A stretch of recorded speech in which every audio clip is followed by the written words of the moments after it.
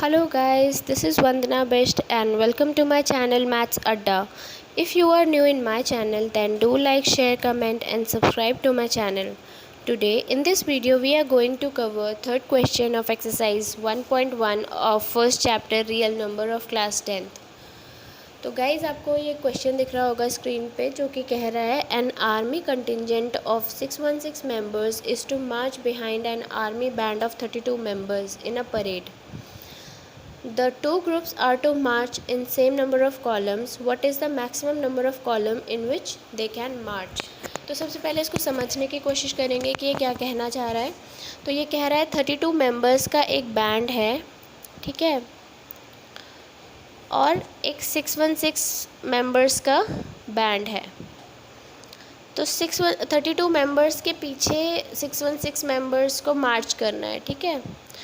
तो ये कह रहे हैं कि 32 जो मेंबर्स हैं इनको कितने नंबर ऑफ़ कॉलम्स बनाने पड़ेंगे, मैक्सिमम कितने नंबर ऑफ़ कॉलम्स बनाने पड़ेंगे कि 32 मेंबर्स भी सेम नंबर ऑफ़ मेंबर्स आ जाए हर कॉलम में. जैसे सपोज़ 8 32 का फैक्टर है तो सपोज़ इन्होंने 8 कॉलम्स बनाए, ठीक है. तो 8 कॉलम्स किस हिसाब से बनाए कि हर कॉलम के बैक साइड में 4 लोग आ जाए, 1 2 3 4, ठीक है.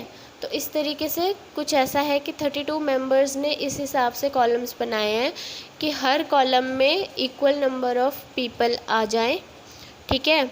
और इसी और 616 ने भी 8 ही कॉलम बनाए हैं और इनके हर कॉलम में x number of people her column में है. तो इस तरीके का क्वेश्चन पूछा गया है कि मैक्सिमम कितने नंबर ऑफ़ कॉलम्स आपको बनाने पड़ेंगे. तो गाइज़ यहाँ पे दो वैल्यूज़ गिवन है, दैट इज़ 32 एंड 616, ठीक है. तो यहाँ पे दोनों वैल्यूज़ अगर आप देखो तो वो नंबर ऑफ़ कॉलम की जो वैल्यू हमें ऑब्टेन होगी, अगर आप थोड़ा भी कॉमन सेंस लगाओ तो आपको ये समझ में आएगा कि नंबर ऑफ़ कॉलम्स जो है 32 और 616 से हमेशा कम होने वाला है. It can be 8 10 anything else, ठीक है. इन दोनों का ही फैक्टर होगा बट इनसे कम होगा वैल्यू में.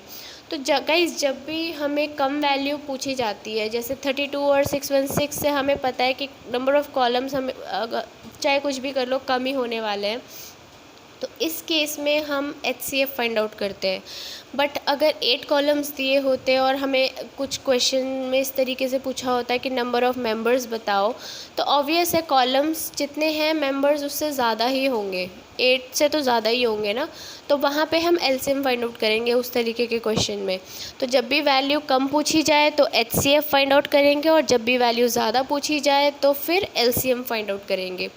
तो अभी तो ये मैंने आपको थोड़ा बहुत एक्सप्लेन किया है क्वेश्चन कि क्या पूछ रहा है. अब हम इसको देखते हैं लिख के कैसे करेंगे, लिखना कैसे है इसको, ठीक है. तो यहाँ लिखेंगे सॉल्यूशन, ठीक है. तो हम लिखेंगे HCF ऑफ 616 एंड 32, ठीक है.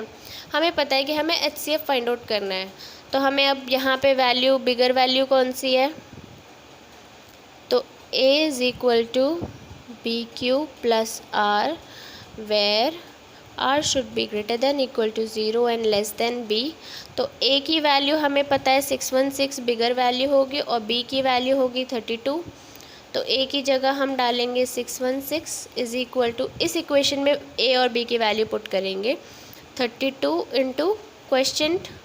अगर हम 32 को गाइज 19 से मल्टीप्लाई करेंगे तो आएगा 18 1 इंटू 32 दैट इज़ 8 10 608, ठीक है. 19 प्लस तो 608 माइनस दिस, तो ये हो जाएगा हमारा रिमाइंडर 8 एंड 32 आगे आ जाएगा एंड जो 8 है वो यहाँ आ जाएगा इंटू 8 4 सा 32 प्लस 0, ठीक है.